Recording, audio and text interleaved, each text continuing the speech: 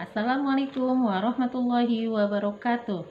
Apa kabar anak-anak semua? Alhamdulillah, semoga kalian dan keluarga dalam kondisi sehat walafiat. Semangat pagi. Nah, hari ini kita akan belajar tema 2, subtema 1 tentang sistem pernafasan pada hewan dan manusia. Nah, sebelum kita cerita lebih jauh tentang sistem pernafasan pada hewan dan manusia, kita harus jelas dulu apa sih itu bernafas. Iya, Alhamdulillah Allah memberikan kita kemampuan untuk bernafas. Nah, jadi bernafas itu apa? Ya, bernafas adalah proses menghirup oksigen O2 dan melepaskan karbon dioksida atau CO2. Jadi kita kan menghirup oksigen, udara itu oksigen, dan melepaskan CO2. Nah, itulah bernafas.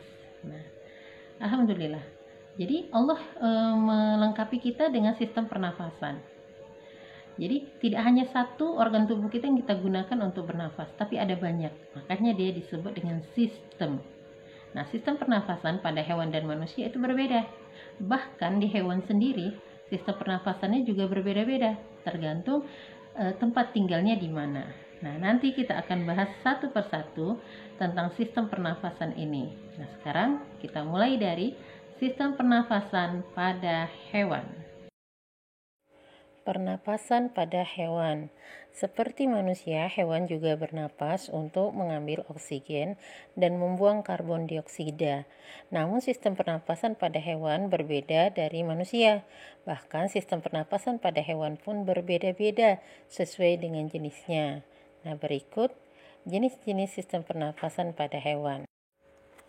Yang pertama, cacing atau vermes. Nah, cacing tidak memiliki alat pernafasan khusus ya. Cacing bernafas melalui permukaan kulit.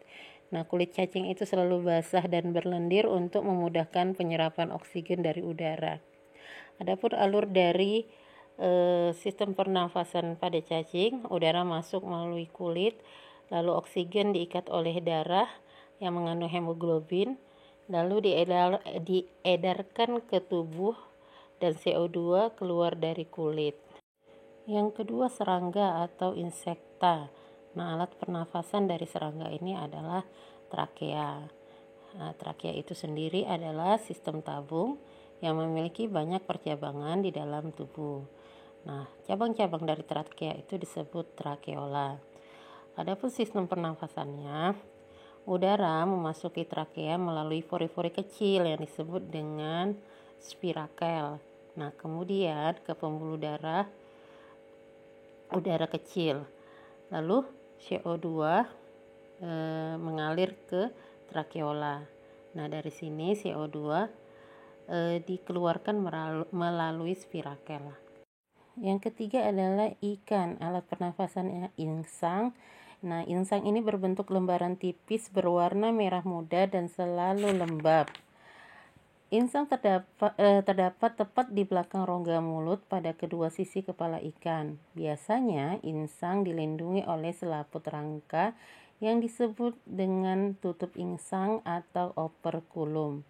Nah, selain untuk mengisap oksigen, insang juga berfungsi sebagai alat pengeluaran garam dan sebagai penyaring makanan.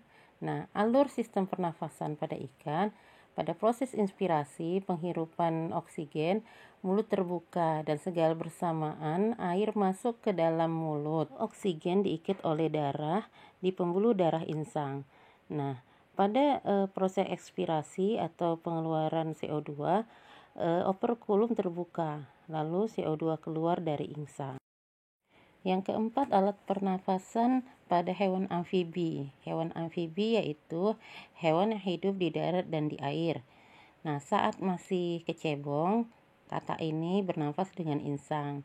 Nah, setelah dia menjadi katak dewasa, maka dia akan berubah sistem pernafasannya dengan paru-paru. Nah, di dalam paru-paru terdapat banyak gelembung udara yang sangat kecil, berselaput dan penuh dengan kapiler darah. Di dalam gelembung udara, oksigen diserap dan karbon dioksida dikeluarkan. Selain dengan paru-paru, katak juga bernafas melalui kulit. Nah, permukaan kulit katak selalu basah agar memudahkan penyerapan oksigen dari udara. Yang kelima, sistem pernapasan pada reptil. Hewan yang termasuk jenis reptil diantaranya ular, kadal, cecak, buaya, dan biawak. Nah, reptil ini bernapas menggunakan paru-paru. Udara masuk melalui hidung, lalu ke batang tenggorokan, lalu ke paru-paru. Nah, paru-paru reptil terletak di dalam rongga dada dan dilindungi oleh tulang rusuk. Paru-paru reptil sederhana dengan beberapa lipatan dinding yang dapat memperbesar permukaan paru-paru. Namun, paru-paru kadal dan buaya lebih kompleks dengan beberapa belahan dan berstruktur seperti spons. Nah, pada reptil yang sering berkubang di air, seperti buaya, lubang hidungnya dapat ditutup selama dia menyelam. Dengan begitu, air tidak akan masuk ke dalam paru-paru. Yang keenam, alat dan sistem pernafasan pada burung.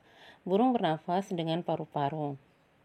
Paru-paru burung terletak di dalam rongga dada. Udara yang mengandung oksigen masuk melalui lubang hidung pada pangkal paru sebelah atas. Nah, selanjutnya udara masuk ke pembuluh udara yang disebut trakea. Dari trakea, udara sebagian masuk ke paru-paru dan sebagian lagi masuk ke kantong udara. Burung menghirup udara sebanyak-banyaknya saat tidak terbang. Sebaliknya, saat terbang, burung tidak menghirup udara. Udara dihembuskan dari kantong udara ke paru-paru. Masya Allah. Nah, kantong udara berfungsi untuk tempat penyimpanan udara. Saat tidak terbang, burung menghirup udara sebanyak-banyaknya. Udara yang dihirup itu kemudian disimpan dalam kantong udara. Saat terbang, burung tidak menghirup udara, melainkan dia mengambil dari kantong udaranya. Yang ketujuh, alat dan sistem pernapasan pada mamalia. Mamalia adalah jenis hewan menyusui. Ada dua jenis mamalia, yaitu mamalia darat dan mamalia air. Contoh mamalia darat adalah harimau, kambing, dan sebagainya. Contoh mamalia air misalnya lumba-lumba dan ikan paus. Nah, alat pernafasannya adalah paru-paru. Alat pernafasan mamalia dapat terdiri atas hidung, pangkal tenggorokan, batang tenggorokan, dan paru-paru. Pada mamalia air, hidungnya dilengkapi dengan katup. Saat mamalia tersebut menyelam, katup akan menutup. Sebaliknya, saat mamalia tersebut muncul ke permukaan air, katup akan terbuka. Saat itulah mamalia air tersebut akan menghirup oksigen serta mengeluarkan karbon dioksida dan uap air. Selanjutnya, sistem pernapasan pada manusia. Sistem pernafasan pada manusia. Sistem pernafasan atau respirasi. Manusia bernafas dengan paru-paru. Oksigen dibutuhkan untuk mendapatkan energi dari makanan. Energi itu menggerakkan semua proses kehidupan yang sangat penting pada tubuh. Sistem pernafasan pada manusia ada dua proses. Yang pertama, memasukkan udara ke tubuh melalui organ pernafasan, disebut inspirasi. Lalu, yang kedua, mengeluarkan udara dari tubuh melalui organ pernafasan, disebut ekspirasi. Amatilah sistem pernafasan pada manusia berikut ini.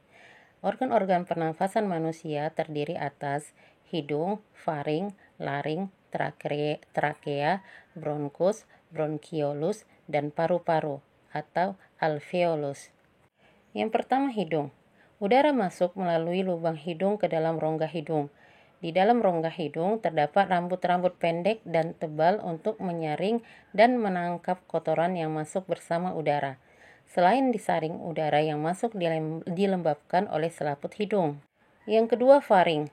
Faring merupakan persimpangan antara saluran pernafasan pada bagian depan dan saluran pencernaan pada bagian belakang. Yang ketiga, laring. Laring atau tekak, jakun, kita sebut dengan jakun, terdapat di bagian belakang faring. Laring terdiri atas 9 susunan tulang rawan berbentuk kotak. Lalu yang keempat, trakea atau batang tenggorokan. Pada trakea terdapat jaringan yang disebut silia yang akan bergerak dan mendorong keluar debu-debu dan bakteri yang masuk. Yang kelima, bronkus. Bronkus merupakan percabangan dari trakea serta terdiri atas bronkus kiri dan bronkus kanan. Yang keenam, bronkiolus. Bronkiolus merupakan percabangan dari bronkus. Yang ketujuh, alveolus. Alveolus terdapat di dalam paru-paru, merupakan tempat terjadinya pertukaran oksigen dan karbon dioksida. Alveolus dikelilingi oleh kapiler-kapiler darah. Alveolus berbentuk seperti buah anggur. Dan yang kedelapan adalah paru-paru. Paru-paru manusia berperan sebagai organ pernafasan yang sangat utama. Paru-paru dilindungi oleh tulang dada dan tulang rusuk. Sistem pernafasan pada manusia ada dua jenis. Yang pertama, pernafasan dada, yang kedua, pernafasan perut. Pernafasan dada adalah pernafasan yang menggunakan otot tulang rusuk. Pernafasan dada, inspirasi, tulang rusuk terangkat, lalu rongga dada membesar, lalu oksigen masuk. Ekspirasinya, tulang rusuk turun, lalu rongga dada mengecil atau menyempit dan CO2 keluar. Yang kedua, pernafasan perut. Proses inspirasinya, diafragma rata, lalu rongga dada membesar, oksigen masuk. Proses ekspirasinya, diafragma melengkung ke atas, lalu rongga dada mengecil atau menyempit, kemudian CO2 keluar. Oke anak-anak, demikian dulu penjelasan Bu Eti tentang sistem pernafasan hewan dan manusia ini. Semoga kalian bisa mengerti, bisa memahami penjelasan yang sudah diberikan. Untuk penalaran yang lebih tajam lagi, silahkan kalian mengerjakan latihan yang sudah Ibu berikan ya. Terima kasih, semangat belajar dari rumah. Wassalamualaikum warahmatullahi wabarakatuh.